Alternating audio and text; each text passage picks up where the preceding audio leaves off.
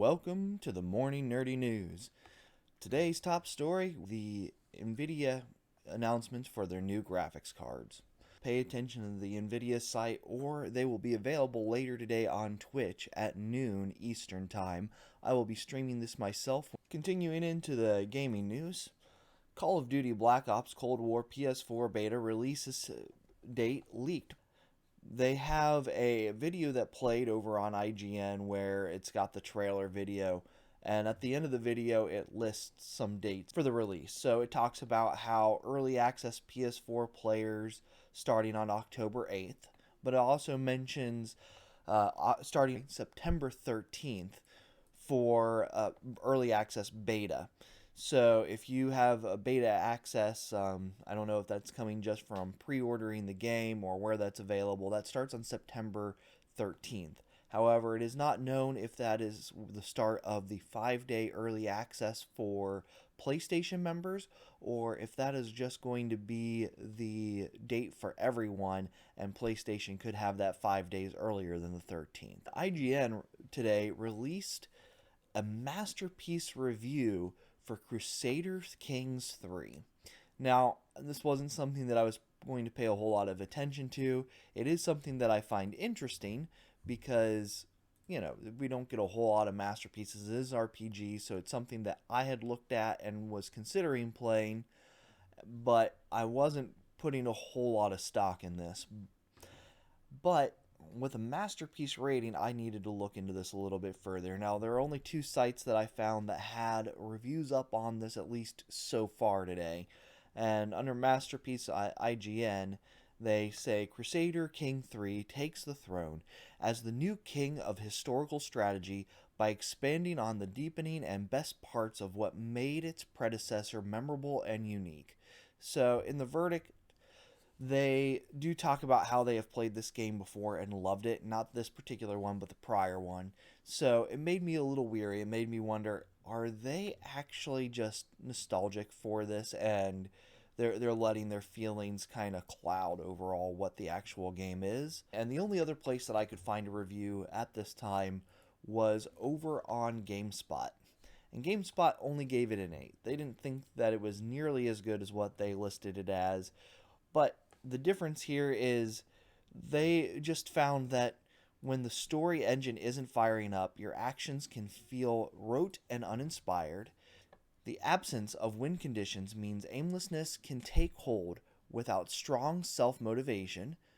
Tutorials, pop-ups cover the what, some of the how, but little of the why, when, or where.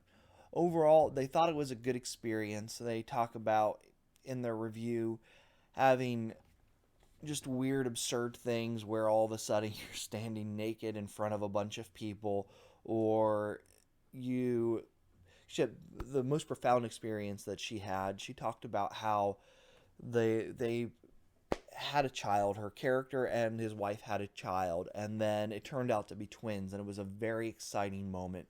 But also in that moment, it ended up where the wife died. So it's one of those bittersweet moments where you have your children, but you've lost your wife in this process, and how hard this hit the reviewer. So overall, it seems like an interesting and good experience. So I would check that out. Leave a comment. Let me know if you've played the Crusader Kings series before. This seems like something that I might want to jump into, give a little bit of a play once I've finished with Wastelanders 3. However, it's also a game that's falling in the middle of time when other big games are about to hit. And I don't know, if you're into RPG games, we have Kingdoms of Amalur Re-Reckoning about to come out. That one isn't a strategy, it is an action RPG. So you're going to have to kind of pick and choose here unless you want to go out and buy both of them. And this is just after Wastelanders 3 has released. So a lot of good RPG-based games out there at the moment. Moving on, we have additional news on Xbox Series S, where a person purchased a new controller, and it came with the Xbox Game Pass Ultimate for a free trial. And on the Game Pass, it mentions both the Series X and the Xbox Series S. So it's apparently a thing. We don't know when it's coming out. It has not been announced. But this is another instance of this being shown off as an existing product that we're just wondering, when are you going to bring this out? When are you going to say anything about this, Xbox? And if I had to guess, when they do their pricing, that's when we're going to find out about this product. Uh, Unfortunately, we don't know when that's going to be. And it's September already. And we're all kind of shrugging our shoulders going, why are you guys just staring at each other still? Someone pull the trigger, give us some information, because at this point, we're tired of not knowing what's going on. And then we have some Nintendo news. Nintendo now lets gamers cancel Switch eShop pre-orders. So this has been big because previously, if you've gone in and you've made a pre-order, Nintendo has very much been, no, you've paid your money, this is ours, you don't get to take it back. A pre-order to them was the same thing as a purchase, and they don't like to give up money once they have it. Well, Engadget today confirmed that yes, this feature does work. This was starting as of today, that pre-orders can be canceled for a refund, and they went in through on both the US and the UK site and were able to verify that they could get their money back for these games. So that's some positive news coming out over on the Switch. And some other Nintendo news, this one about Pokemon Go though. They are doing an upcoming release, and in October, they will no longer support Android 5, iOS 10, or iOS 11, as well as the iPhone 5S and 5.6 devices will no longer be supported. So if you fall in any of these categories and you play Pokemon Go, you're about to lose it. So unfortunately, unless you want to have an overflowing of people signing petitions and contacting them to try and keep this going. I don't know how many users there are out there that still are on the 5S, iPhone 6, or on these older Android builds. I know my dad and my mom still use those, but they're not playing Pokemon Go. But those phones have lasted for a long time, but I would presume that it's starting to get to the point where it's few enough that it's not going to be a problem. But keep that in mind. You're going to have to upgrade if you want to keep playing this game. Now, in other news, Apple accidentally approves malware disguised as Adobe Flash to run on Macs. This is over on Wccftech. So, effectively, Apple went in, they approved the software. Like, they went in, they notarized it, and in the coding was actual malware coding. And whoever was review checking this gave it a gold star. They said, move on through. You're going to go and get your update. And it turns out, not a good thing.